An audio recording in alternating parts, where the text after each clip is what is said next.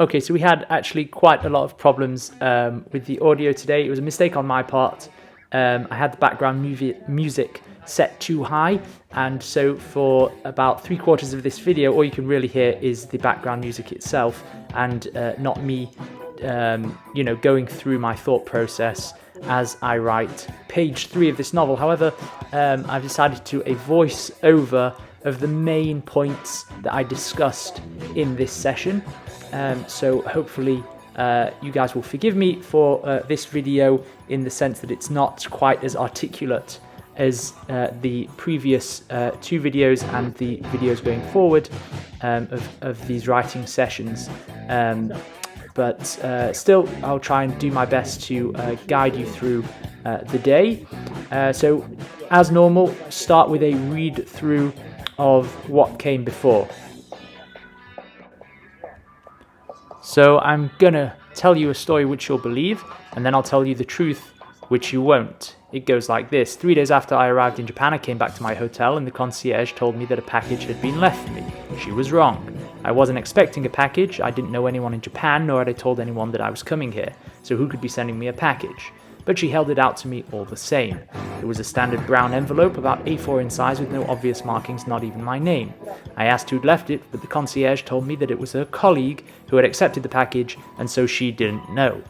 Needless to say, I shouldn't have taken it, but I've never been one to make good decisions. The package felt heavier than I'd expected, felt heavier than it looked, and I heard a metallic sound inside. I'd once watched a documentary about those postal bombs back in 19-whatever. They'd been filled with all sorts of scrap metal as shrapnel and probably made the same noise just before they'd gone off. Not that I'm one of those paranoid nutcases, but I do have an ex-wife. No, said a voice in my head. Sabrina wouldn't kill me via unmarked postal bomb. She'd use FedEx. Is everything all right, sir? Asked the concierge. I don't suppose you'd open this for me. Sir? No, I didn't think she would.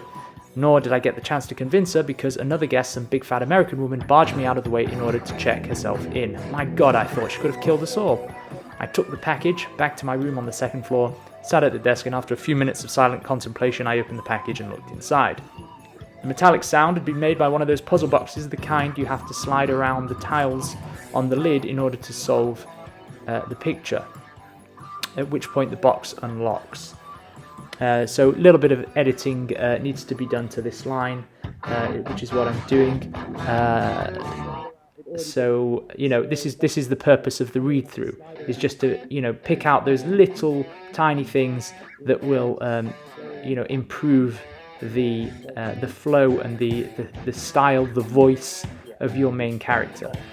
Okay, so I just make a quick little thing there. It's still not perfect, but we carry on reading, and we can always, when we read through it again, we'll make more corrections. So, at which point the box unlocks. There was also a slip of paper inside. Its message had been written in cursive hand and read as follows: I know why you're here, Mr. Sharp. I know what you're looking for. Be at the Green Bird Tavern. Be at the Green Bird Tavern. It just sounds better. So I'm making that change, because instead of meet me, it's be, it's an order, and you want this potential antagonist, to be a strong character. So yeah, more forceful vocabulary. Be at the Greenwood Tavern at 7 p.m. P.S. Bring the puzzle box. So I rushed to the window and looked down at the street. I saw pedestrians, all sorts, going about their business, but nothing stood out as odd. Nobody looking up at my window, nobody in the adjacent building looking across into my room. I went to the door, checked the hallway. Nothing there either. Turning back to my room, nothing seemed out of place. I'd left the do not disturb sign on the door, and I knew the maid hadn't been in because the bed was still unmade from the morning. I checked the closet. Nothing appeared undisturbed. So undisturbed, obviously that's a mistake, because that needs to be edited, because if nothing appeared undisturbed, then everything was disturbed, in which case someone had been in the room. So we are making that change. So I'm just trying to figure out what that word might be. It should be something like, nothing appeared out of place, or, nothing appeared disturbed. Fine. My single duffel bag sounds better than just, my duffel bag. It just lends a bit more mystery into the whole situation. Because again, we don't know why this guy is in Japan. We don't know what he's doing. So, in this duffel bag is potentially his tools of the trade. So it just sounds a little bit better, and that's what I'm doing here. So nothing appeared disturbed. My single duffel bag still had everything that it should have, nothing out of place or missing. I rang down to reception to see if anyone called the room today, but nobody had. I paced back and forth, still staring at the open package. Who was this person? How did they know who I was? And more importantly, how did they know why I was here? And who the hell sends a puzzle box anyway? Not Sabrina, that was for sure. She hated puzzles, right? This idea of, I'm just using a stronger verb here. It's always better to use a stronger verb when possible. So don't just say, I didn't like something, say I hated it, because that verb is much, much more economic and it gets the point across quicker, sharper. You say what you mean, basically. That's always the best thing to do. Okay, so not Sabrina, that was for sure. She hated puzzles, and besides, she'd have written the message in blood. The alarm clock showed just after 6:15 in the evening. I knew there was a flight back to London at 7:10. If I hurried, I could make the airport in time. No, I'd spent too long getting to this point. If I missed this opportunity now, I'd never get it back again. But I couldn't take any chances. I called down to the concierge and had them order me a taxi to the Greenbird Tavern. Then I grabbed the puzzle box and headed out. Okay, so a great thing to do when you really have no idea what the story is about and you're trying to figure out, what comes next, what you're going to write for the day, is to literally do that, is to try and sketch out the page. So I'm telling everyone here that just like a comic book artist will, have a blank page to start with, and then he'll start, sketching out the very, very loose form of a figure, of all the different characters in the panel that he's working on, and then slowly you start to refine that, you start to add detail, and then you go to the inks and then the colors. That's the same way that you can do it with a page of writing. That's the technique I'm using today. I'm just going to write down all the questions that might be on our minds as readers from what's gone on in the previous 2 pages. I'm just putting down those questions here, and these are the points that I want to hit, especially in this next page. The other thing that we are doing right now, so I don't know what the compelling last line is, so I'm just going to write, make sure to put in a compelling last line. We've done that on the previous 2 pages. If you remember, we had I opened the package and looked inside, and then on the second page then I grabbed the puzzle and headed out, because we wanted to go to the next point of interest, which was this mysterious Greenbird Tavern, which the mysterious package, the letter inside that, the antagonist, or the seeming antagonist, has called Mr. Sharp, our protagonist. He's called him, he's demanded that Mr. Sharp be at this Greenbird bar as soon as possible. I think it was at 7 p.m. So again, we're just sketching out this scene, and then later on, what we're going to do, what I do is I start to form sentences out of this and really bring the page together.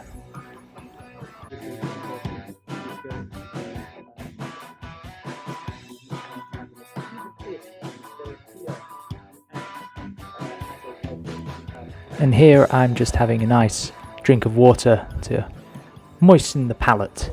A lot of talking going on these past few days. One of the hardest things I've had to do, to keep talking for an hour or an hour and a half each time. It's me getting used to it.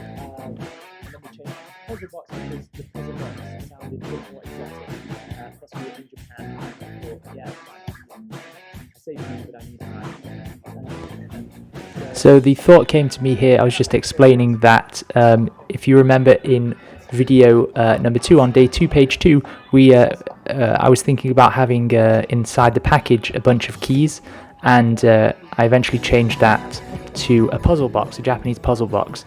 So here I'm just saying that, the thought came to me last night that perhaps inside the puzzle box are the keys, and then, it's basically gone from a package to a puzzle box to a key, to a pair of, a bunch of keys, and then those keys can lead to a safe, and then that safe can, have inside it, something else, which, a stack of Russian dolls, and you have to get through each layer, and you could just keep going on ad infinitum. It's which would be a ridiculous story, but nevertheless, that is basically the essence of suspense. You are and crafting a compelling story. We get the reader to want to know what's in the next box, what's on the next page, That's how we're building up this story.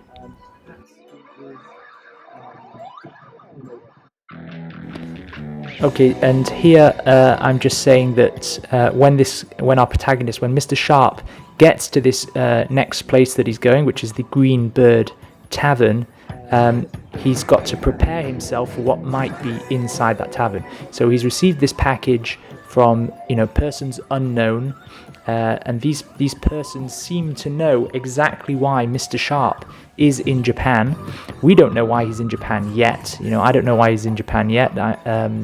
We've just sort of alluded to the fact that he must be there for either some kind of mission, some dark mission. Maybe he's a thief, maybe he's a spy, but nevertheless, whatever this antagonist has in store for him, he needs to be prepared either way, whether it's for good or for bad. He needs to be prepared for that. So that's going to play a massive part in what happens on page 3. So he's not just going to walk into the bar, right? He's going to, do some reconnaissance. We saw him when he reacted yesterday in page 2, when he reacted to receiving the package, when he reacted to the note that was inside saying, I know why you're here, Mr. Sharp. I know what you're looking for. He sort of started to show us, that he's not the average guy. He does have some training, counter surveillance. He's well versed in it, it would seem. And so we've got to continue that on into this third page, and we've got to have him stay true to his own character. So yeah, in this third page, I'm just putting that down as a note. So when he gets to the Green Bird Bar, he is going to first do some reconnaissance.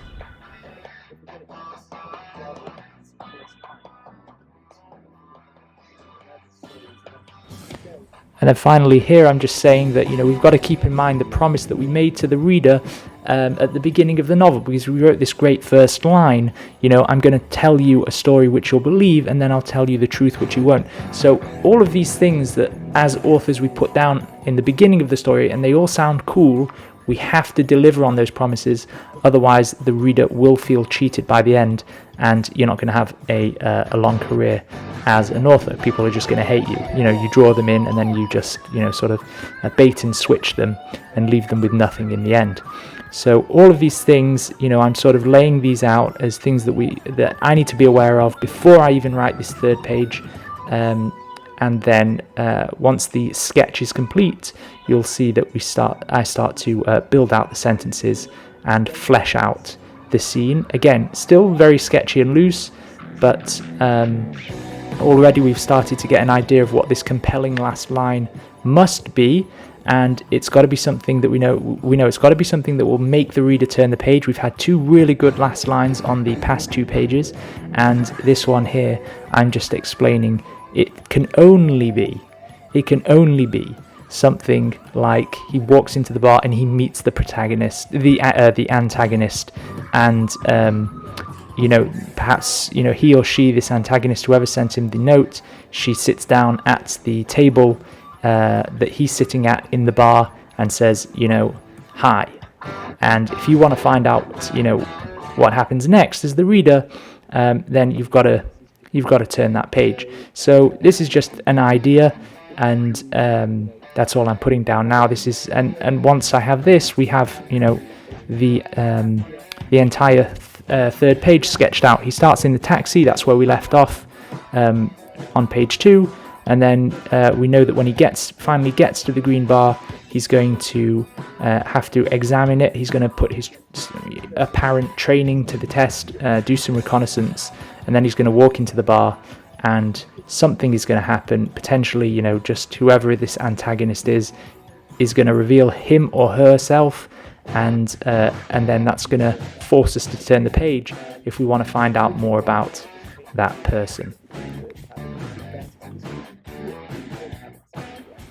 And it kind of occurs to me now, just thinking about it, that although I'm writing this novel in, completely making it up, I'm going by the seat of my pants. I am pantsing, to use the industry term. Still, even if you are a pantser, you can still apply the principles of having an outline, but just have it on a sort of a micro scale. So in this case, with this sort of sketching out of page 3, that's really an outline, and from there I just sort of fill it in. So that was just a thought that I had now.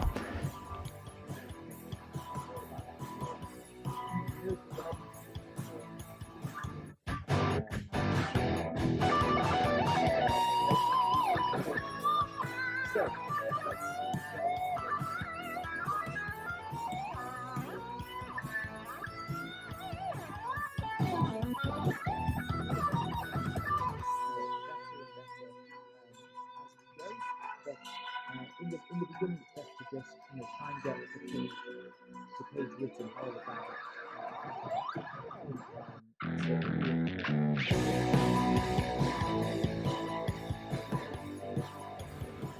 Okay, so now that the sketch is complete, I'm just saying that we can start turning these bullet points of the sketch into actual sentences, and you can see that I'm doing that here now. And the important thing is it still doesn't matter at this point that these sentences are perfect. You just need to fill the page up. Okay, this is the first draft of the third page, and we will edit it later in the session. I will edit it later, and you will see me do that. But here you can see that the lines will be very sort of basic sentences, as we've done in the past 2 days. But it does get harder and harder actually as you wade into the story, to be more confident with the lines that you're putting down, simply because you have less. There are more things that can go wrong, right? You have to be careful of what's come before. The first page, nothing's come before, so everything you put down can technically be plausible. So those are the things that you have to be aware of.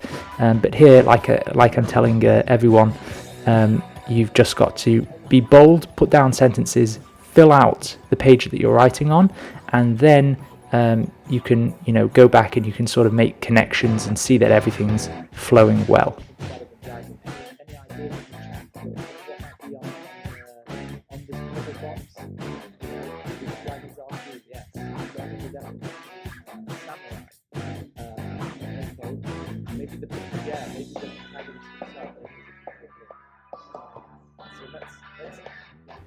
So our protagonist has, this puzzle box. We want to know, what is this puzzle box? It's an obvious place to start this page. He's in the back of the taxi, which he's called because he has to be at this, Green Bird Tavern. That's where he's been called to, and he has this puzzle box. So it's an obvious thing to just start with, I was in the back of the taxi and, I was examining the puzzle box.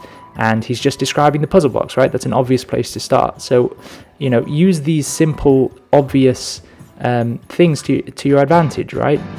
Make the writing easy. It doesn't necessarily have to be complicated. One thing flows from the next, like I talked about in the first video, in the second, and on day one, that my writing style is very write a good first sentence, a compelling first sentence, and then just logically follow that. Every sentence which follows that should be connected to the sentence before. So he's in the back of the taxi. I re-examined the puzzle box. The picture on top was, and then I go and describe what that picture might be. There was a bit of a discussion on what it might be. A dragon would be so cliche. Just because it's Japan, you're going to have a dragon on top of the puzzle box. That would have been a terrible idea to do. So someone in the chat did suggest that maybe it's a picture of him, of our protagonist. Again, didn't really go down that route. One of the thoughts, the better thoughts that came up today was that maybe if the keys are going to be inside the puzzle box, then perhaps the picture on top of the puzzle box, the picture that you have to solve, that will be a picture of the location where, the building, the door that the set of keys inside the puzzle box will help him unlock. And perhaps in that building is the thing that our protagonist, Mr. Sharp, has come to Japan looking for. So, already some little odds and ends that we'd left and we didn't really know what they were in the previous 2 pages, they're starting to potentially come together, right? The subconscious mind is constantly working. I'm a huge believer in that. Just go with the gut, be confident, And like we said at the beginning of day 2, the question is not, oh, this sounds rubbish, how can, what's a better idea?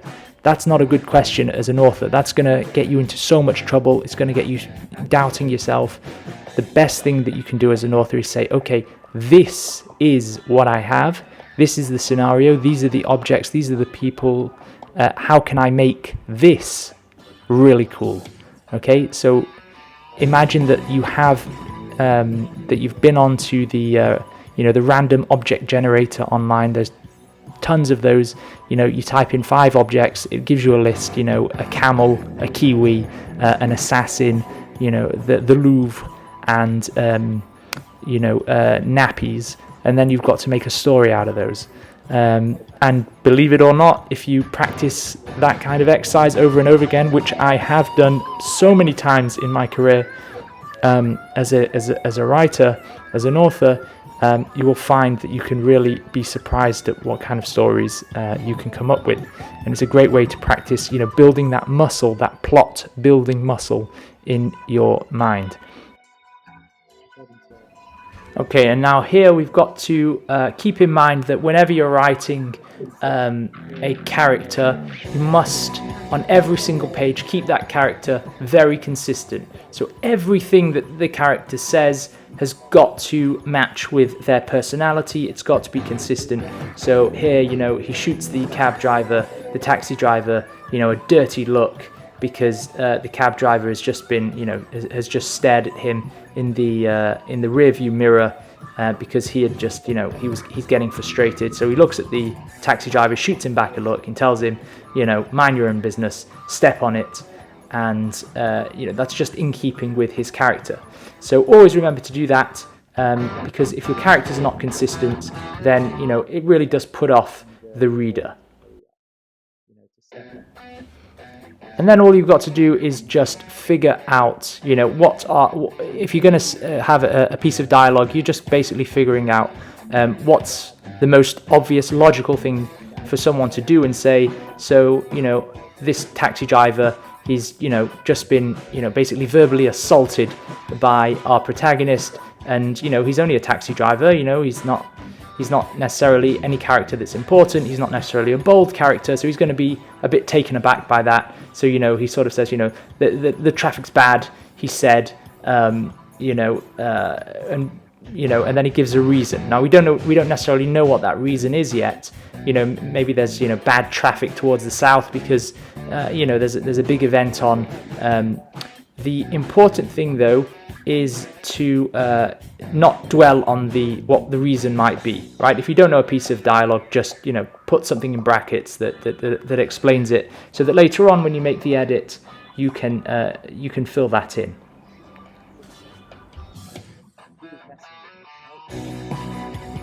Okay, now it's a case of just trying to move on with the page. So, he has this exchange with the cab driver, this angry exchange, and then he turns his attention, back to figuring out what's going on, who's after him, who it might be, and he's just, we're building the suspense, we're building the intrigue. Nobody could have known that I was coming to Japan. I still don't know why this guy is in Japan, and I'm writing it. So, I can use those questions to my advantage. Nobody could have known I was coming to Japan. I'd planned everything meticulously.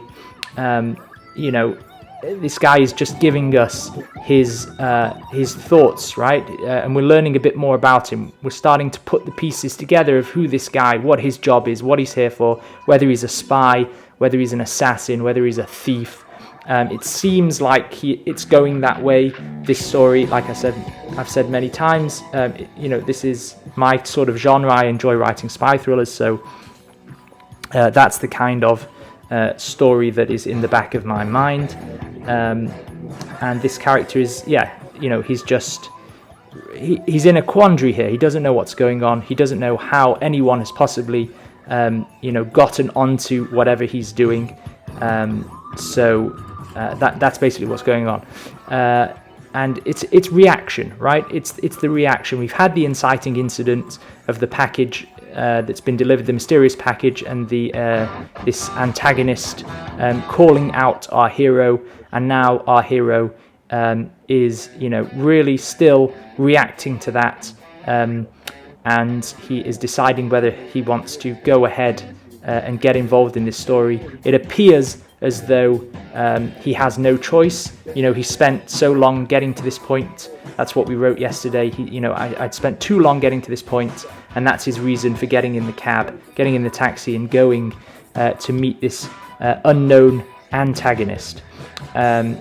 So yeah, we're just dealing with the reactions, and now I'm sort of thinking maybe he could be thinking about his ex-wife. Maybe we're trying to constantly keep using the elements that have already been put down on paper. So I could just see Sabrina, that's his ex-wife, smiling as she read my obituary, that kind of thing. And then I don't really know what's coming next, so I just I don't really know how to flesh that bit out. So I'm just moving on to the next point, which is first he's in the taxi, and then the taxi obviously gets to the place that they're going, the Greenbird Tavern. So the taxi pulled up outside outside a row of bars.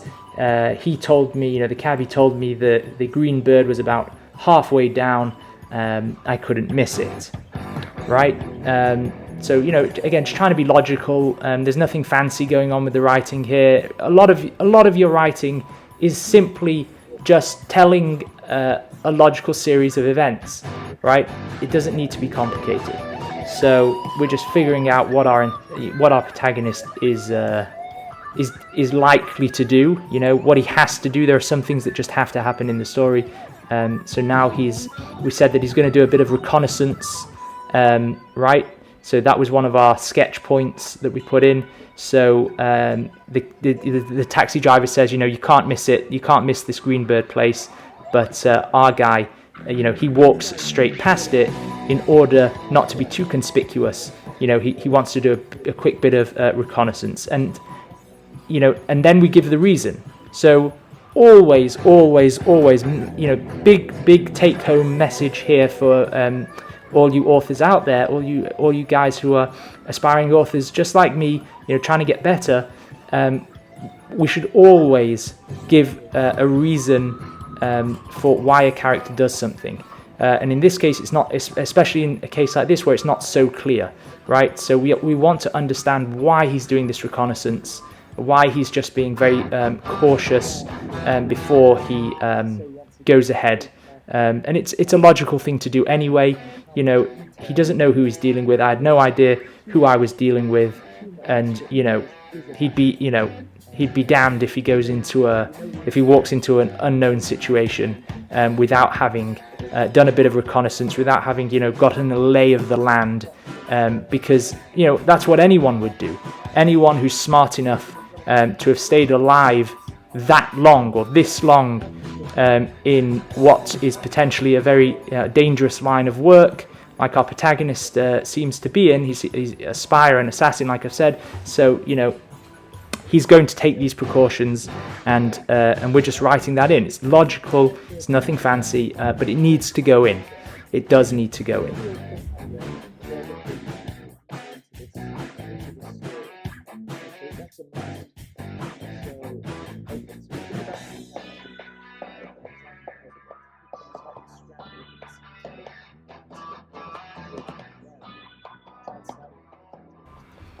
Notice how I constantly go back and reread what I've already written, and it suggests to me the next line, just what was missing. So in this case, if you read it through, and now I'm just adding this line at the end, how the hell had someone found me? He keeps repeating that question to himself. He can't believe that someone has found him, that someone is on to him, and that's what then spurs him to curse in the back of the taxi. Again, it's just adding to that logical procession of lines, of sentences, of events. One line leads to the next, and it's hopefully going to be compelling to the reader and irresistible. There's that forward momentum constantly. Here, I'm just saying that "shot me a look" is just one of those short little phrases, those short turn of phrases that that is better. It just lends itself better to a thriller. Also, it's always better to get rid of a to be verb. So instead of the taxi driver was looking at me, the taxi driver looked at me. That would be even better. But even better than that, since this is a spy thriller, we want to subconsciously or subliminally raise the stakes, raise the danger. And one way to do that is using this term. So the taxi driver doesn't just look. He doesn't just look. He shoots me a look, right? So the taxi driver shot me a look, and that verb shot. It's just a bit more of a strong. It's a stronger verb, like I said before, with the hating instead of not liking. So that's another thing to keep in mind. The actual vernacular that you use does do a lot for the sense of anticipation, and it does lend a lot to the ambience of your writing. So the taxi driver shot me a look in the rearview mirror. I gave him a dirty look back and asked him if he had a problem. Traffic's bad, he said, and then he'll give a reason. We don't know what the reason is yet. Maybe that will be important later, maybe it won't. So I put it in brackets. And again, as I keep rereading this stuff, I'm constantly editing it. When we find out what happens next, we can always come back and say, so that's why the traffic was so bad. We can always come back and put those things in.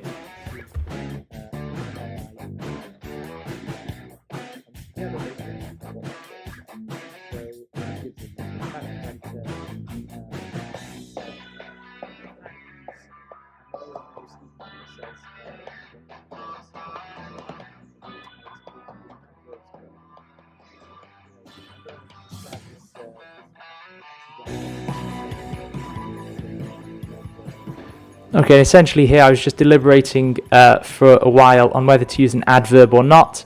It's that Stephen King line of, the road to hell is paved with adverbs. But once in a while, it is useful to use a verb. And remember, there are no rules to writing. Stephen King is a great author, one of the best of all time.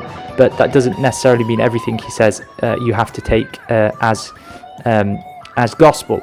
So, traffic's bad, the taxi driver we're talking about here, traffic's bad, he said meekly, because obviously, this guy, he's not important to the story, but his reaction within the conversation, it is important to get that down on paper accurately. So, he just says, traffic's bad, he said meekly, and then he'll give the reason. We'll come back to that reason a little bit later on once we've figured out more of the story, and we'll use it to our advantage. In fact, a great place to potentially use that piece of information, the reason why there is bad traffic, is when we're talking about the exit strategy that our protagonist may have to employ when he finally comes face to face with this antagonist, this mystery person who has summoned him, ordered him to come to the Green Bird Tavern. So having laid the groundwork before with this, traffic's bad, and whatever the reason is for it, say that all the traffic south of the city is in really bad shape, everything is slow. That means that later on, when our antagonist wants to get away, wants to use his exit strategy, he's going to run into problems. And so when the reader gets to that point, they will recall this reason. This whole thing about, the traffic, the guy in the taxi driver, he said that everything south of everything going south was slow. So then when the exit strategy goes to hell, it doesn't seem like it's just me, the author, trying to make life difficult for the protagonist. It's just, that was a natural consequence of the story. So in hindsight, when the reader's reading, it will all come together nicely. But while you're writing, sometimes the cause is usually put in after the desired effect has been written. So it's a little bit odd like that.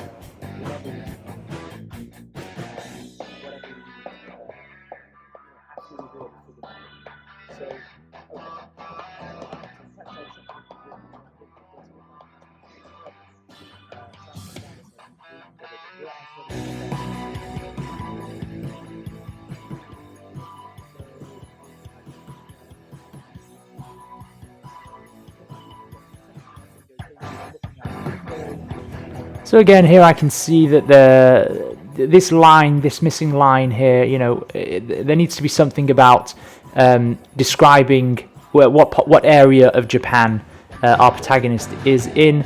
So I'm not quite sure what that is yet. I haven't done enough research because, like we know, I'm making this up as I go along. There is no plot previously laid out. I'm just pantsing through this novel. So I'm just going to put here, looking out at Japan. Maybe it's Shinjuku. It's one of those areas that is pretty well known, the red light district, that kind of thing. So I'm just going to put this as a direction to me, because again, all I want to do is really just get a first draft of this third page. So I'm going to make it as rough as possible, just get the words down, and then once the page is more or less sketched out, I can go in and really tighten things up. Okay, so just reading through again, I turned my attention back to figuring out who was messing with me. It didn't make any sense. Nobody could have known I was coming to Japan. I'd planned everything meticulously. I'm just trying to think, how are we going to keep building that tension? This guy's our protagonist, Mr. Sharp, he is constantly his mind is racing at the moment. He doesn't know how someone has found out what he's in Japan for. And so as I keep rereading and going back through it, these sentences naturally suggest themselves. The flow of the writing, it just helps. It just comes naturally at a certain point. So just keep rereading what you've done, and you find that, oh yes, this sentence is obviously the next sentence. And then suddenly I get the idea. Of course, there's only one. The compelling last line of this scene, there's only one thing it could be, is that our protagonist, eventually I walked into the tavern, right? So he's been called to this tavern, this Greenbird Tavern, by the antagonist, and he's debated whether he should or shouldn't go. He's really tried to figure out who might be behind all of this. So after all this deliberating, after doing the whole reconnaissance that he's going to have to do, checking out the place, eventually he's going to have to, stand on the threshold, push through the door, and what happens? You've got to turn the page to find out. So that's going to be a really compelling last line. And now that I have that, I know exactly where today's page will end, and I can write everything towards that. And then now I'm just writing that down, literally just to put words on the page, so that this page sketch comes together. And then now I'm just sort of giving ideas of how we can extend that last line, not just I walked into the tavern, even though that's pretty good, and then you're going to have to find out what happens next, but possibly maybe even more than that, I walked into the tavern and, and I saw something that is, even more compelling, and then the reader really, really does have to turn the page to see what's happening. So it could be something like that, or he gets the first glimpse of the antagonist. Whatever it is, that's basically the last line of this page.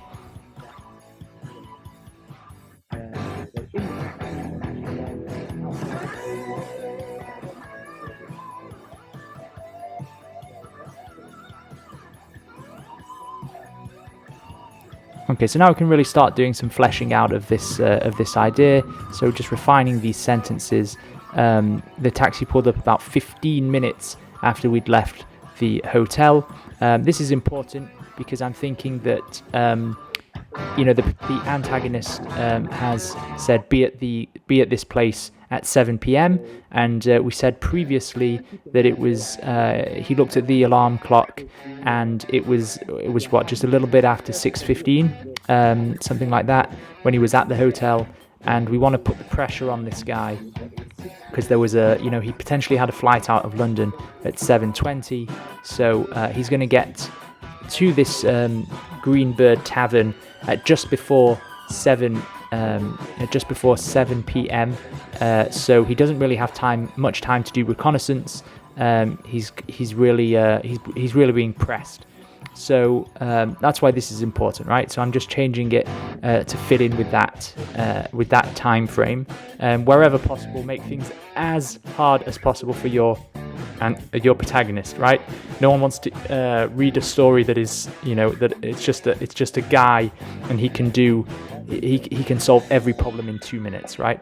It can't be like that. It's got to be hard. Stack the conflict, and that's how you create a compelling read.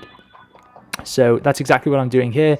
And then just reinforcing that idea. So he's going to get to the place, he's going to look at his watch. It was 5 to 7, 5 minutes before I'd been told, to be at this place.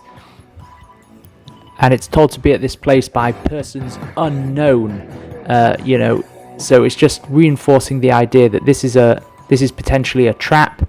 And, a lot of writing, a lot of the words that you as the author are going to be putting down on the page is simply just stating the facts in an interesting way.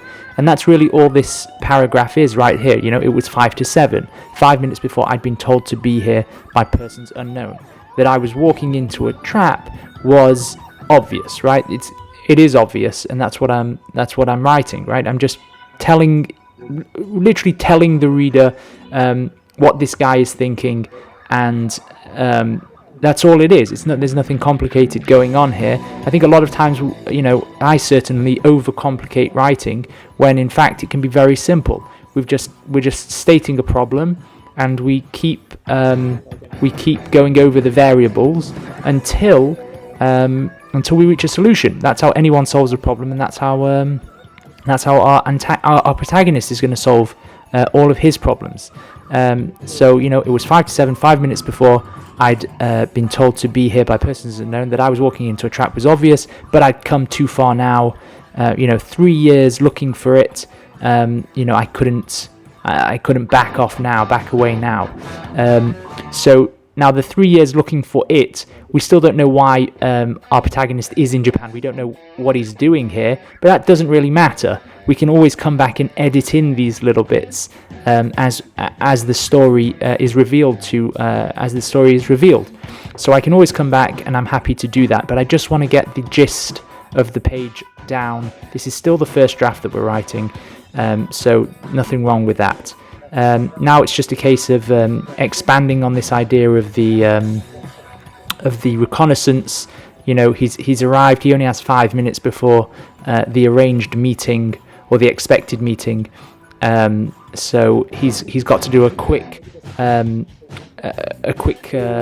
look around this Greenbird Tavern. Look in the alleyways. What's around there. If he had to escape, could he escape? That's what's really important now to get down on the page.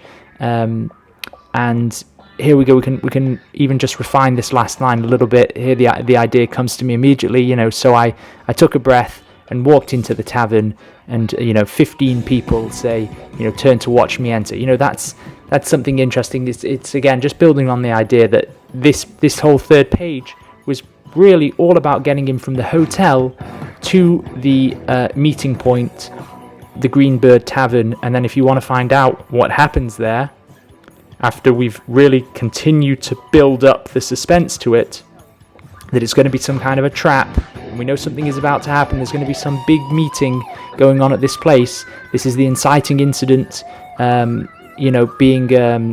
it's about to be revealed where this story is going, then you're going to have to turn the page. So that's it, and this is it. It's cheap tricks. It really is cheap tricks to get people to keep turning the pages, to keep the audience engaged, and to keep the reader reading.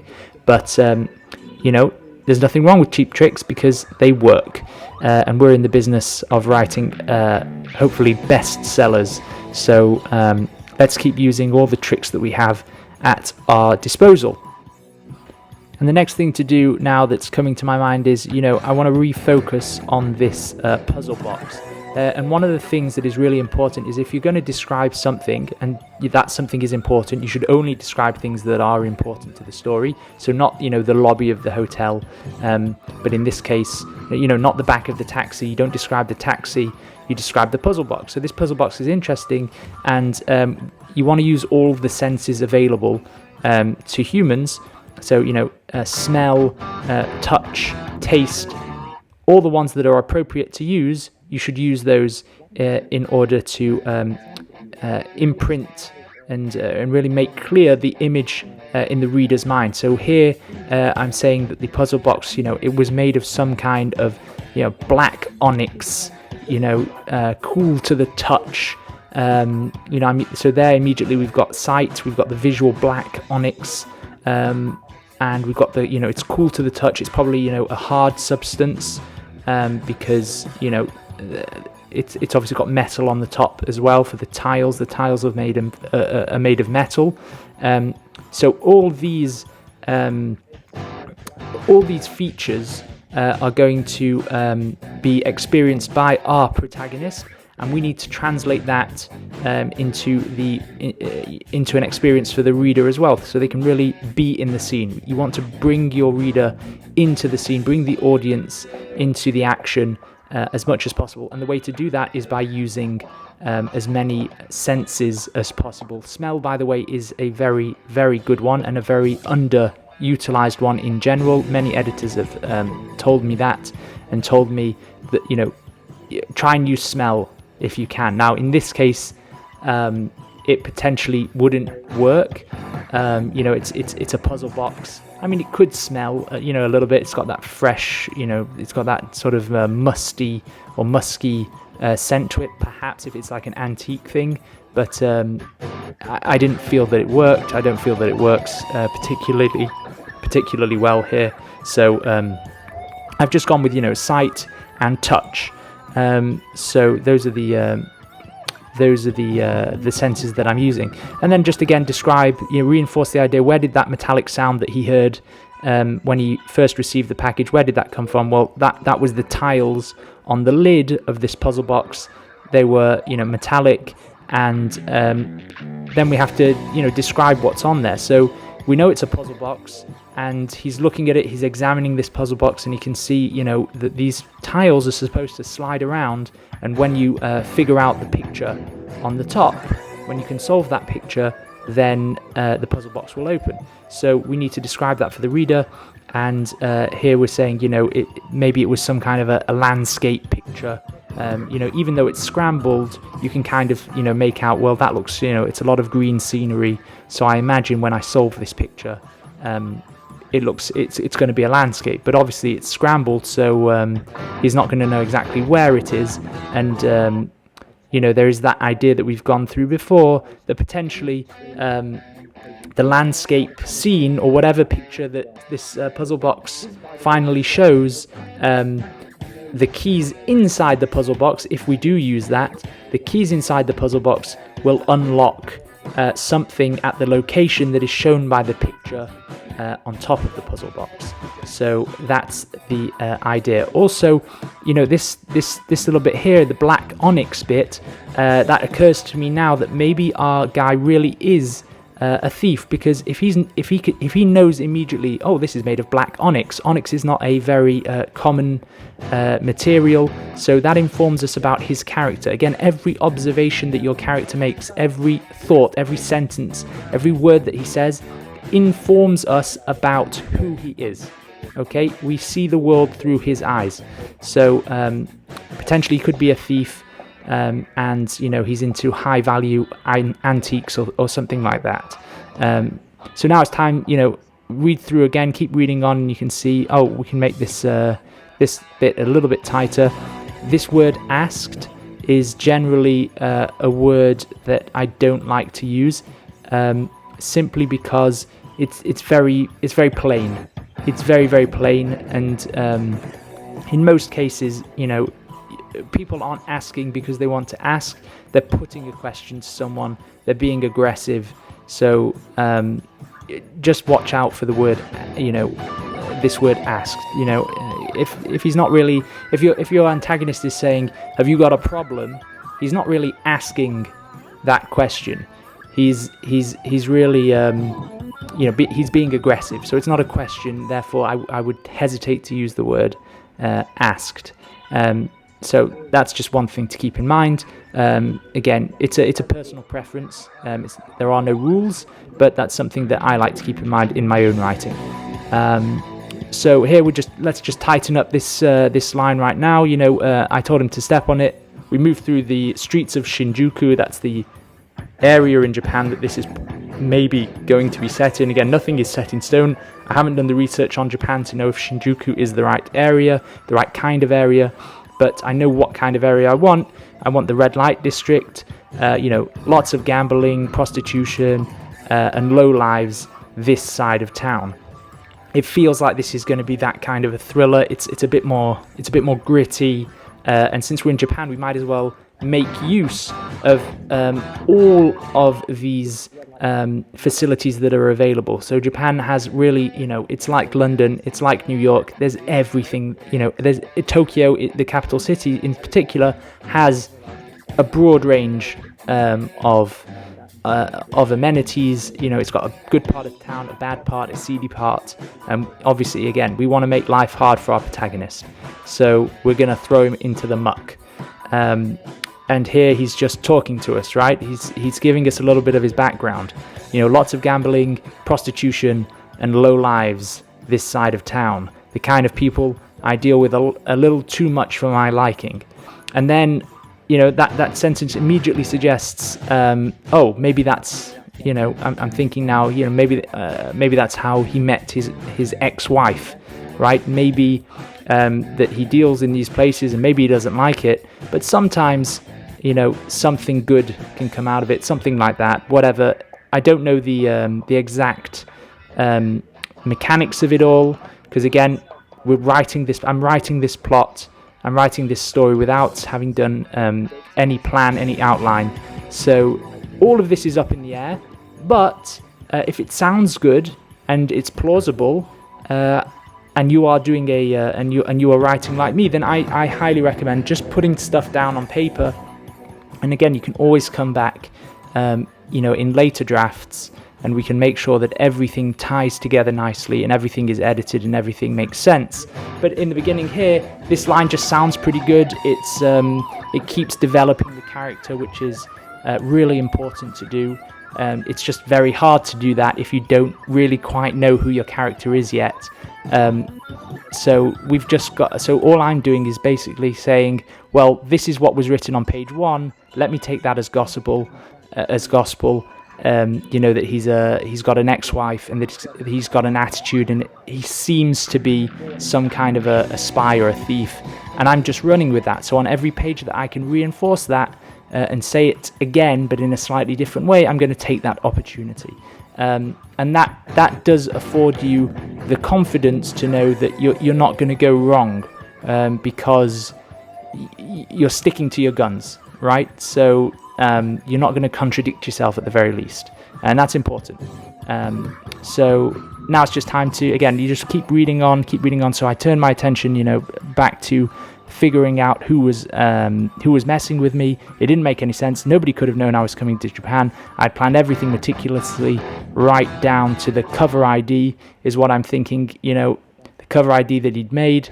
If he is a spy, then potentially, he's got this cover ID, and he's just, he's reflecting on this situation. How the hell had someone found me, right? I'm good at what I do. There's no way that someone could have come along and figured things out and come along and found me. So what was going on here? Had someone betrayed me? That seems to be what this unless line, which I don't know yet, I haven't got it yet. That seems to be what he wants to say. The character wants to say that line, but since I don't know enough about him, he can't tell me what that line is just yet. That sounds a little bit weird, but hopefully you guys are following my train of thought here. And again, we just keep going, and we can always come back to that line, delete it, add to it as we see fit later. So the taxi pulled up about 30 minutes after we'd left the hotel. The driver told me the Green Bird was about halfway down the street to our left. I couldn't miss it, right? But I walked straight past the place without giving it a single glance, because he wants to do the reconnaissance, and he doesn't want to be too overt in his reconnaissance, right? So that's what you would do. You just sort of pick it up in your periphery. Okay, that's the building, but let me be inconspicuous, because he doesn't know who he's dealing with.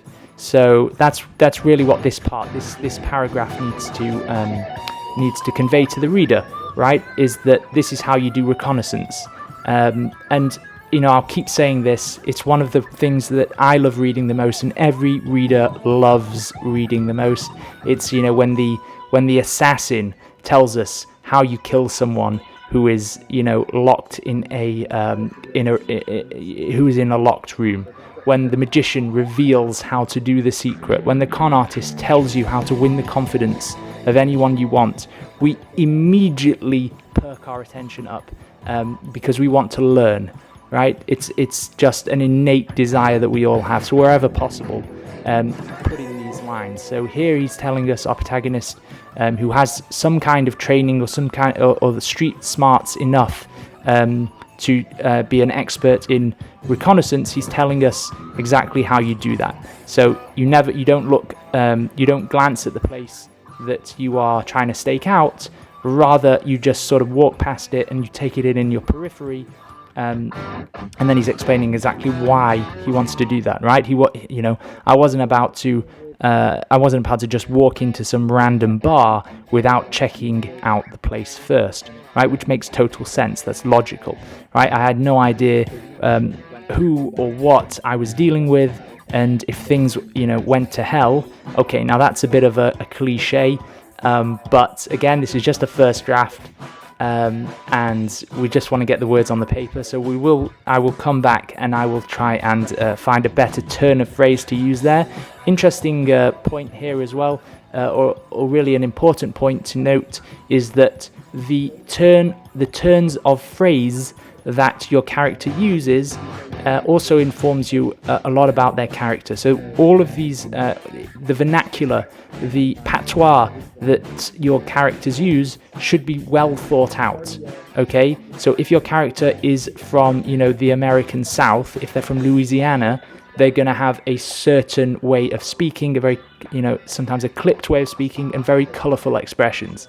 If your protagonist is, however, from somewhere like London, then they're going to have a completely different set of references and a completely different, turn of phrase book, and that has to be consistent. So you've always got to keep that in mind. So here again, we're just sort of putting the words down as the character himself would be speaking.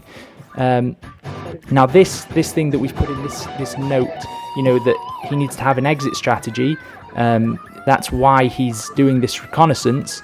The term exit strategy is itself a very specific term, okay? And as we said in page 1 on day 1, you don't want to use any kind of terms that some of your readers might not be familiar with, because that's going to alienate them. So for you and me, who we read spy thrillers all the time, we know, an exit strategy. Yeah, sure, I know what an exit strategy is. That's obvious. But for someone who's picking up this book and it's the first spy thriller they've ever read, they're going to say, what? An exit strategy? What's that? So better not to use exit strategy. Better to use something much, much more simple, and just explain in very simple language, without using any, insider terms, what's going on. So, I wasn't about to just walk into some random bar without checking out the place first. I had no idea who or what I was dealing with, and if things went to hell, I needed to know I could get out quickly, right? The get out quickly is the exit strategy. We don't need to use the term, we didn't need to say something like, I needed to make sure I had an exit strategy, because again, that might alienate some of the readers, some of your readers, some of my readers in this case, and that's always a bad thing. If you draw in the audience, make sure that you keep them, okay? Don't distract them with words that they don't understand, terms that they don't understand, and that's another reason to use the most simple language that you can. The old adage goes, don't use a $50 word, when a 5-cent word will do, right? Keep your language simple so that everyone can understand it. And just to put it out there, for those of you who have published a novel, it also really helps when you're getting translation rights. if your language is simple, then the translation is always much easier and much closer to your intention. So do bear that in mind as well. Everyone who is, aspiring to be a best-selling author and wants to sell their books, internationally, that's also a useful thing to keep in mind, to just bear in mind. So use simple language wherever possible. It's always a good thing. There's so many benefits to it, is really the message that I'm trying to get across. Okay, so now we're thinking, what is this reconnaissance? What is it that he sees?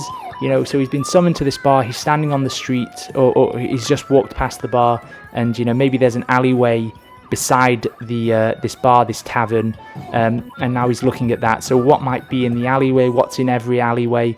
Well, you've got dumpsters, you've got, a fire escape maybe going up the side of the building. And again, it can be very, general at this point. We don't need, something very specific yet.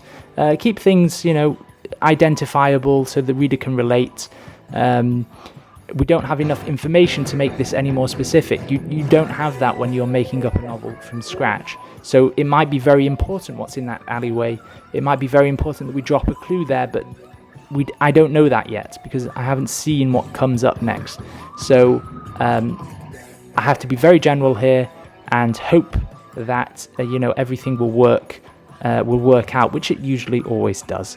It's just about confidence. So there was an alleyway beside the tavern. It had a fire escape going up the side of the building, a couple of dumpsters. Maybe there's a homeless guy. If we're in a seedy part of town, which that's the kind of vibe that came to me, to make this more of a darker thriller, then maybe there's going to be a homeless guy or something there as well. You can also see that I've put in the dumpster smelled. It's that sensory immersion that we want to immerse the reader, all their senses, so we can really put them into the scene and they can imagine exactly what's going on here. So again, that sense of smell, which many editors tell me is so underutilized and yet so powerful in terms of how it brings a reader, an audience, how it brings the audience into the story. So that's what I'm trying to do. And a couple of dumpsters that I could smell all the way from the street. I could describe the smell a little bit more. Probably I will come back and do that. It's Japan.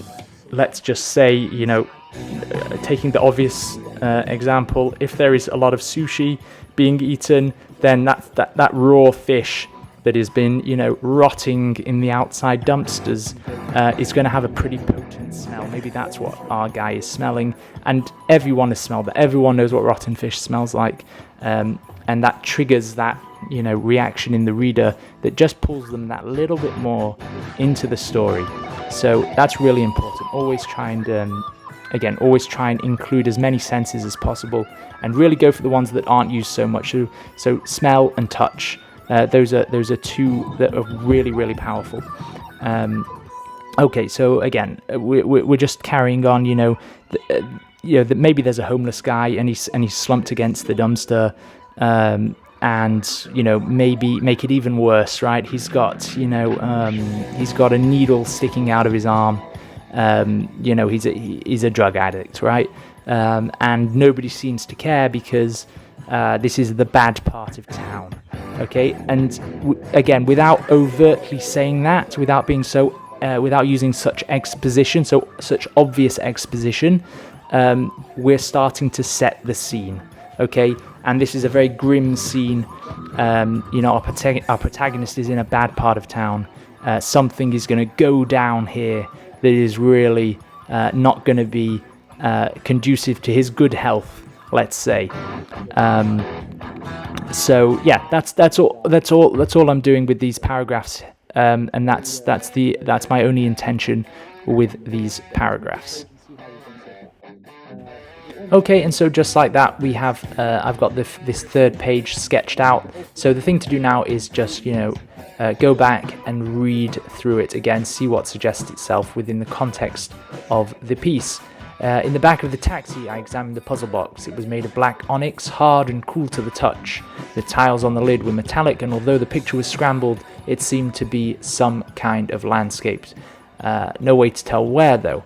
I tried sliding around the tiles, but I was too flustered to have any patience. Frustrated to have any... flustered, I'm not sure yet which one will be put in, which one is better, but keep carrying on. Flustered to have any patience.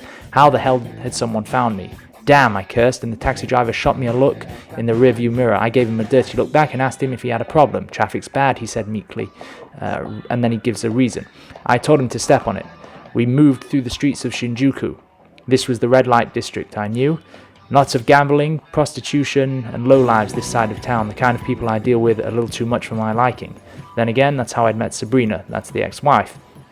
Okay, I turned my attention back to figuring out who was messing with me. It didn't make any sense. Nobody could have known I was coming to Japan. I'd planned everything meticulously, right down to the cover ID. So yeah, maybe there's a sentence missing in there, just between those two paragraphs. I can maybe go back and figure that out. And also this unless, I'm still not quite sure what it is, so it's potentially, I'll put it in brackets or something, and as the story develops, on page 4 and page 5 and in future writing sessions, I can come back and develop this or delete it as I like. Okay, so the taxi pulled up about 30 minutes after we'd left the hotel. The driver told me the green bird was about halfway down the street to our left. I couldn't miss it. But I walked straight past the place without giving it a single glance. I wasn't about to just walk into some random bar without checking out the place first. I had no idea who or what I was dealing with, and if things went to hell, like they often did, I needed to know I could get out quickly. There was an alleyway beside the tavern. It had a fire escape going to the roof, and a couple of dumpsters that I could smell all the way from the street. There was a homeless guy slumped against one of the dumpsters with a needle sticking out of his arm. Nobody seemed to care. So yeah, it's reading pretty well at the moment. We've certainly got this. We've got the gist of this page. It's reading, at least it's readable at the moment. So all these things are looking pretty good. We've only got a couple of lines to just fill in, and then the page is complete and the work is done for today. That's the beauty of doing one page a day. I highly recommend that to everyone. You set your sights fairly reasonably. It's not the 6 page that Stephen King does, but I'm not Stephen King, so at least for me, 1 page is quite good. Plus, I like to edit as I go. It gives me a sense of it just fits better with my character. So yeah, this page is looking pretty good, I'm thinking, and just a couple of lines here. So this nobody seemed to care is actually pretty good. It does tell you what kind of world, what kind of area we really are in. It really is a bad area. So then we just put in this bit of it's 5 to 7. So now he's deliberating, right? He's checked out the place. And now he's just giving us all those facts again. So nobody seemed to care. It was 5 to 7, 5 minutes before I'd been told to be here by persons unknown.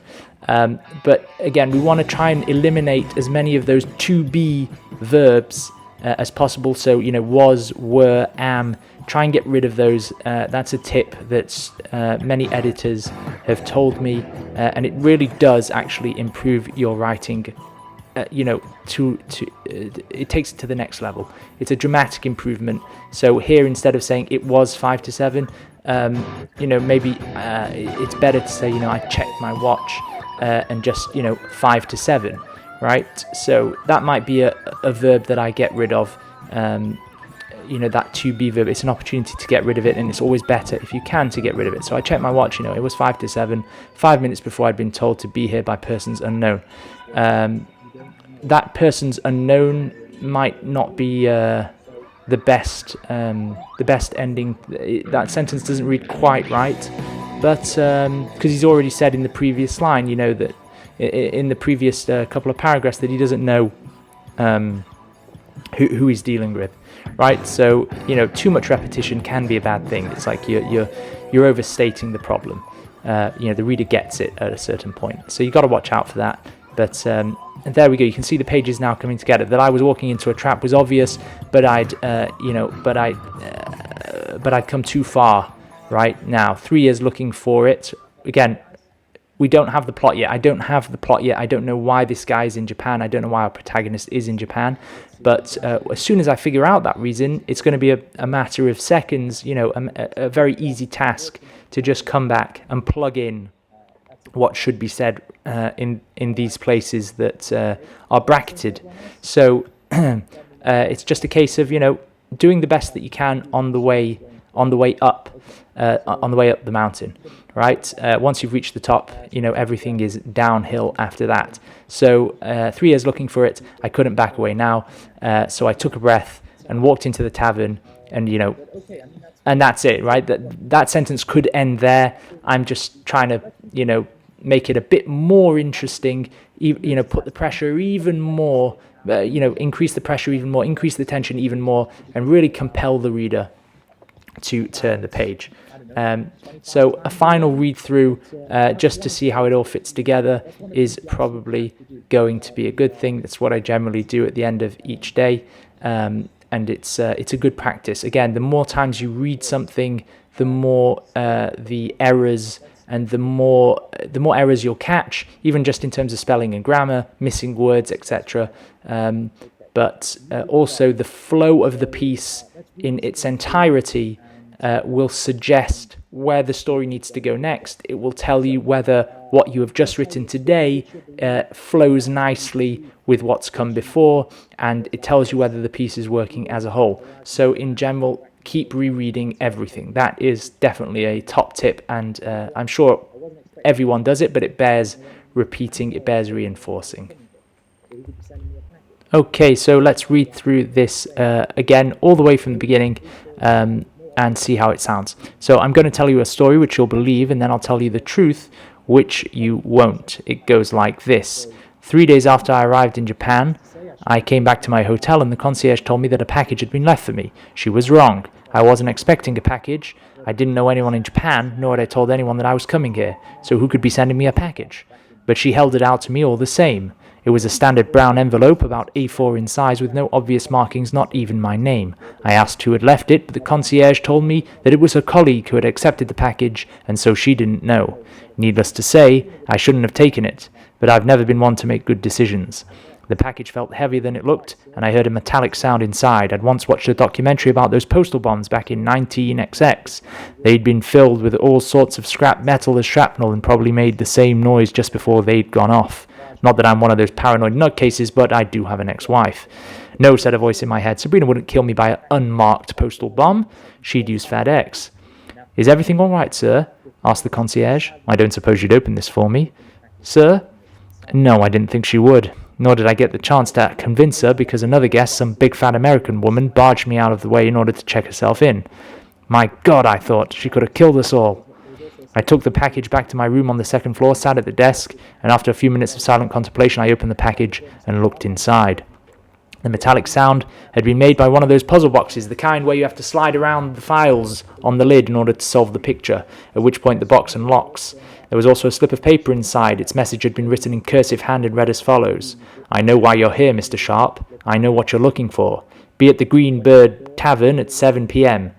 P.S. Bring the puzzle box. I rushed to the window and looked down at the street. I saw pedestrians, all sorts, going about their business, but nothing stood out as odd. Nobody looking up at my window, nobody in the adjacent building looking across into my room. I went to the door, checked the hallway. Nothing there either. Turning back to my room, nothing seemed out of place. I'd left the Do Not Disturb sign on the door, and I knew the maid hadn't been in because the bed was still unmade from the morning. I checked the closet. Nothing appeared disturbed. My single duffel bag still had everything that it should have. Nothing out of place or missing. I rang down to reception to see if anyone called the room today, but nobody had. I paced back and forth, staring at the open package. Who was this person? How did they know who I was? And more importantly, how did they know, need to put that word in there, how did they know why I was here? And who the hell sends a puzzle box anyway? Not Sabrina, that was for sure. She hated puzzles, and besides, she'd have written the message in blood. The alarm clock showed just after 6:15 in the evening. I knew there was a flight back to London at 7:10. If I hurried, I could make the airport in time. No, I'd spent too long getting to this point. If I missed this opportunity now, I'd never get it back again. But I couldn't take any chances. I called down to the concierge and had them order me a taxi to the Green Bird Tavern. Then I grabbed the puzzle box and headed out. In the back of the taxi, I examined the puzzle box. It was made of black onyx, hard and cool to the touch. The tiles on the lid were metallic, and although the picture was scrambled, it seemed to be some kind of landscape. No way to tell where, though. I tried sliding around the tiles, but I was too flustered to have any patience. How the hell had someone found me? Damn, I cursed, and the taxi driver shot me a look in the rearview mirror. I gave him a dirty look back and asked him if he had a problem. Traffic's bad, he said meekly, and he gives a reason. I turned back. I told him to step on it. We moved through the streets of Shinjuku. This was the red light district I knew. Lots of gambling, prostitution, and lowlives this side of town, the kind of people I deal with a little too much for my liking. Maybe I have to deal with is better there. And also that line, we moved through the streets of Shinjuku, obviously it needs work. That was just an obvious thing, you could hear it. So something to go back and do possibly tomorrow. Then again, that's how I'd met Sabrina. I turned my attention back to figuring out who was messing with me. It didn't make any sense. Nobody could have known I was coming to Japan. I'd planned everything meticulously, right down to the cover ID I'd made. Unless, and we don't know what that unless is. Again, we'll come back. The taxi pulled up about 30 minutes after we'd left the hotel. The driver told me the Green Bird was about halfway down the bustling street to our left. So, yeah, it was a case of, we want to set the scene. Obviously, there's a lot of people in Japan. It's a very densely populated area. So that word just works a little bit better to describe where we are. The driver told me the Green Bird was about halfway down the bustling street to our left. I couldn't miss it. But I walked straight past the place without giving it a single glance. I wasn't about to just walk into some random bar without checking out the place first. I had no idea who or what I was dealing with. And if things went to hell, like they often did, I needed to know I could get out quickly. There was an alleyway beside the tavern. It had a fire escape going to the roof and a couple of dumpsters that I could smell all the way from the street. There was a homeless guy slumped against one of the dumpsters with a needle sticking out of his arm. Nobody seemed to care. I checked my watch. It was 5 to 7, 5 minutes before I told to be here by persons unknown. That I was walking into a trap was obvious, but I'd come too far. 3 years looking for it, I couldn't back away now. So I took a breath and walked into the tavern, and 15 people turned to watch me enter. So, okay, it's reading pretty good. Obviously, there's a few things that need to be edited and just made smoother, a couple of rough edges that just need to be, sanded down. But on the whole, it is reading pretty well. I'm pretty happy with that. It's been a good day of work. Thank you to everyone who participated in the chat. A really good day today for the chat. Had some great comments about possibly changing from this place from Shinjuku to Kabukicho, which is just a slightly different area in Japan, which is a little bit more seedy. So thank you to Amanda Panda Sensei for her great knowledge and her great advice. It is much appreciated. Thank you guys for helping me along the way. It's great that we have these live streams and everyone can tune in from all over the world, and it's a great way that we can all help each other as aspiring authors, aspiring best-selling authors. We can all get better. So yeah, really good day today. Please do, guys, like and subscribe this video. Again, I'm sorry about the audio and the fact that I've had to, do a voiceover, though I do hope you all appreciate the effort, because it's a bit weird having to do this over a video that I've literally just done live.